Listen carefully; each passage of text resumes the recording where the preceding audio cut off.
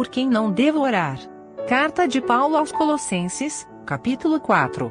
Comentário de Mário Persona. Perseverar em oração, velando nela com ação de graças. E eu oro por quem? Eu devo orar por todos. Apenas a única, eu não me lembro se existe outro senão na Bíblia a respeito da oração, a não ser aquele que fala aqui em João, na Epístola de João, que fala para não orar para aqueles que estão em pecado para a morte. Quem pecar para a morte, a esse eu não peço que ores, né? João fala, podemos até ler a passagem, é 1 João, eu acho. 1 João 5:16, obrigado. Podemos começar do 5:14. Essa é a confiança que temos nele, que se pedirmos alguma coisa segundo a sua vontade, ele nos ouve. E se sabemos que nos ouve em tudo o que pedimos, obviamente segundo a sua vontade, sabemos que alcançamos as petições que lhe fizemos. Isso nos dá uma segurança muito grande. Ontem falamos aqui do privilégio que tinha a igreja reunida em oração, lá em Atos 12. Se alguém vir pecar seu irmão, pecado que não é para a morte, orará. E Deus dará a vida àqueles que não pecarem para a morte. Há pecado para a morte, e por esse não digo que ore. Toda iniquidade é pecado, e há pecado que não é para a morte. O que é pecado para a morte e o que não é pecado para a morte? Nós temos alguns exemplos na Bíblia. Um deles é o exemplo de Safira e... como é que chamava o outro? Ananias, né? Em Atos, Ananias e Safira, que mentiram ao Espírito Santo. Era um pecado para a morte, tanto é que eles morreram. Deus os matou. Outro pecado para a morte nós encontramos em 1 Coríntios 5, do homem que estava dormindo com a sua madrasta. E Paulo ordena aos irmãos, né, diz aos irmãos lá de Corinto, juntando a autoridade dele, que era um apóstolo, que fosse entregue a Satanás, aquela pessoa, para a destruição da carne, ou seja, a morte, para que o espírito fosse salvo no dia do Senhor. Então ali estava um pecado para a morte, e obviamente era um caso tão horrendo, né, que nem mesmo os ímpios pagãos aceitavam aquele tipo de maneira de viver daquele homem. Era até dentro da sociedade pagã romana, que era bastante, ou grega, né, Corinto era na Grécia, que era bastante permissiva, não se aceitava aquilo que aquele homem estava fazendo. Então, era um pecado para a morte. Então, oramos por todos, inclusive pelas autoridades, devemos orar. Romanos nos fala isso, de orarmos por todos. Eu acho que Pedro também nos fala, por aqueles que são revestidos de autoridade, para que tenhamos paz, para que possamos viver tranquilamente, professando a fé cristã aqui neste mundo. Mas alguns casos nós temos que nos omitir, sim. Mas são casos muito específicos. Então devemos orar por nossos inimigos, devemos orar por nossos inimigos. Devemos orar por aqueles que nos afligem, devemos orar. O Senhor na cruz falou, orou, Pai, não imputes a eles esse pecado. Orou por quem? Por seus algozes, por aqueles que cuspiam nele, que arrancavam sua barba, que pregavam as suas mãos e os seus pés na cruz. Mas não sei se algum irmão lembra de outra condição contrária à oração, além dessa, eu não me lembro, talvez tenha outra na palavra. Mas essa é a ordem aqui do apóstolo em Colossenses 4, perseverai em oração, velando nela com ação de graças. Por quê? Porque quando nós oramos, o que diz lá em 1 João? Essa é a confiança que temos nele, que se pedirmos alguma coisa segundo a sua vontade, ele nos ouve. Então a gratidão, o espírito de gratidão e de ação de graças deve estar acompanhado também da oração, orando e agradecendo ao mesmo tempo, porque Deus sempre ouve as nossas orações, né? A gente acha que não, ele sempre escuta. O problema é que a gente que não aceita muito as respostas que ele dá, porque às vezes a resposta é sim, aí nós ficamos todos contentes, né? Deus ouviu minha oração. Mas a resposta pode ser também espere. E nós somos impacientes e achamos que ele não escutou e que ele não está atendendo. E também a resposta de Deus pode ser não. Ele ouviu a oração, E ele disse não, como nós fazemos com os nossos filhos. Quando pedem uma coisa absurda que vai machucá-los, que irá causar dano a eles, nós dizemos não. Isso não é falta de amor, pelo contrário, é amor, é cuidado, é interesse. Existe também uma quarta resposta à oração, e essa nós deveríamos temer que Deus respondesse a nós, essa quarta forma de Deus responder as orações. Isso está lá no livro de... E agora? Eu acho que é Gênesis, não. É Balaão. Talvez fosse bom olhar no capítulo que fala de Balaão. Será que é em Números? Não. Algum irmão que lembra, tem memória boa? Números 22, né?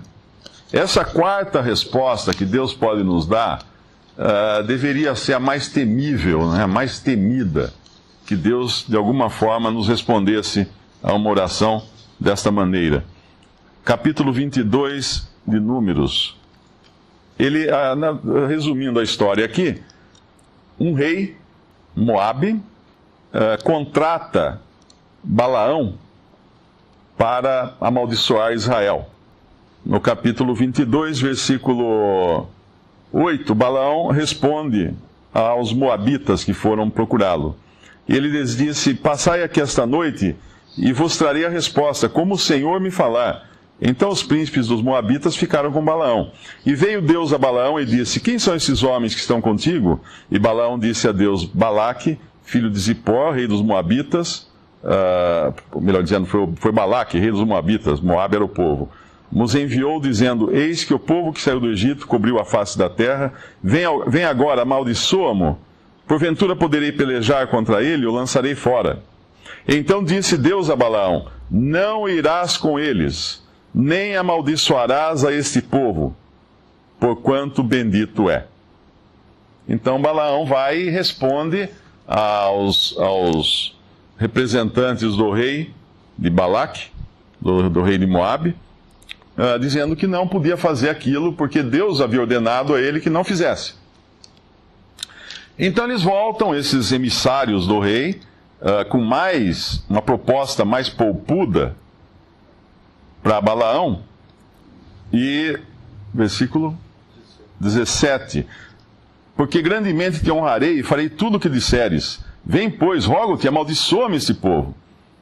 Então Balaão respondeu e disse aos servos de Balaque: ainda que Balaque me desse a sua casa cheia de prata e de ouro, eu não poderia traspassar o mandado do Senhor meu Deus, para fazer coisa pequena ou grande. Agora, pois, rogo-vos que também aqui fiqueis esta noite, para que eu saiba o que o Senhor me dirá mais. Ora, ele sabia o que o Senhor ia dizer, mas ele insiste. Ele quer, na verdade, o coração dele quer fazer aquilo. E ele então consulta novamente o Senhor. Veio, pois, o Senhor a Balaão de noite e disse-lhe: se aqueles homens se vierem chamar, levanta-te, vai com eles. Todavia farás o que eu te disser. Então Balaão levantou-se pela manhã e foi. Esse erro de Balaão vai custar a ele a sua salvação eterna. Ele próprio confessa mais tarde que ele veria o Messias de Israel, mas de longe. Ele não o veria de perto. Ele vai dizer isso no outro capítulo. Ele fala: vê-lo-ei, mas não de perto. O cetro de Jacó, eu acho que está mais para frente, eu não estou lembrando agora. Capítulo 24, versículo 16. Fala aquele que ouviu os ditos de Deus e o que sabe a ciência do Altíssimo, o que viu a visão do Todo-Poderoso, caído em êxtase, de olhos abertos. Vê-lo-ei, mas não agora. Contemplá-lo-ei, mas não de perto. Uma estrela procederá de Jacó e um cetro subirá de Israel, que ferirá os termos dos moabitas e destruirá todos os filhos de Sete. Ele ia se encontrar com Deus, mas não de perto. Infelizmente, Balaão estava perdido. Ele está entre os três que Judas menciona, que é Caim, Balaão e Coré, como três figuras de falsos profetas, ou profetas que queriam se aproveitar de Deus de alguma maneira. Então essa é aquela resposta daquela oração que você ora a Deus, Deus fala não, E você insiste. Insiste. Daí Deus fala, tá bom, vai. E no final, isso não vai ser para bênção. É como o filho que insiste, pai, eu quero pôr a mão no ferro quente. Não, filho, não põe a mão no ferro quente. Pai, eu quero, porque eu quero. Tá bom, põe o dedo lá. Ele põe o dedo e queima o dedo. E Deus às vezes permite, claro que como nós somos salvos, né, nunca haverá perdição para um salvo. Mas Deus permite dano em nossa vida quando nós insistimos em fazer aquilo que nós sabemos claramente que não era a vontade de Deus. Agimos em rebelião, em independência, em rebeldia contra a vontade de Deus. Seja ela respondida na sua palavra claramente, né? Ou através de algum irmão que vem nos aconselhar ou alguma coisa assim, e nós então colhemos depois o dano da nossa desobediência. A palavra com pouco sal é aquela quando nós falamos, né, mas não queremos nos prejudicar, achando que a pessoa pode perder a amizade, se eu falar que ele é um pecador, que ele vai se perder se ele não crê no Senhor Jesus. Então tem muito evangelho assim. Eu um dia estava vendo uma entrevista na CNN de tem um pastor americano que ele foi até contestado pelo entrevistador, que é um judeu, porque ele não falava do inferno, porque ele não falava que as pessoas se perderiam se não se convertessem a Cristo. Interessante um entrevistador judeu colocar na parede um homem que se diz um líder cristão. E ele disse que realmente ele gosta de falar só coisas agradáveis para as pessoas, coisas que deixam as pessoas felizes, etc, que isso não é o ministério dele, falar coisas desagradáveis.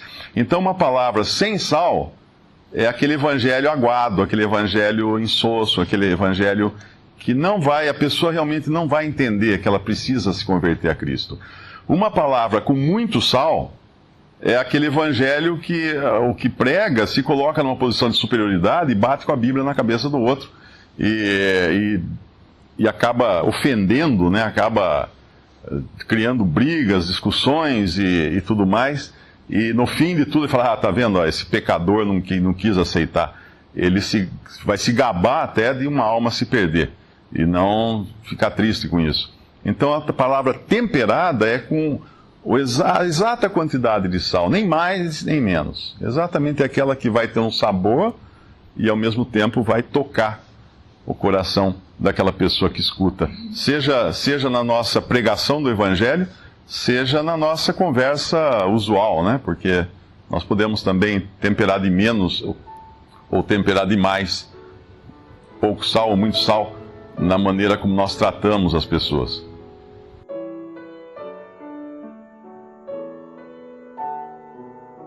Visite Respondi.com.br.